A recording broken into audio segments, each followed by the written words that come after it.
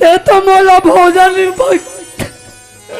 ते तो मोला भोजन देवा दे मालिक, लेकिन कौन जानी मोर गंगा बेटी खाए काली खाए, मोर गंगा बेटी कैसे हुई कहाँ हुई मालिक।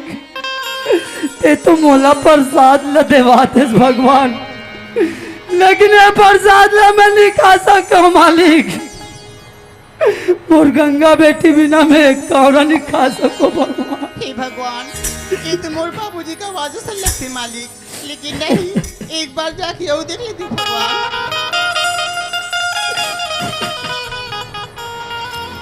बाबूजी, ये बाबूजी, ते कौन असमातारी?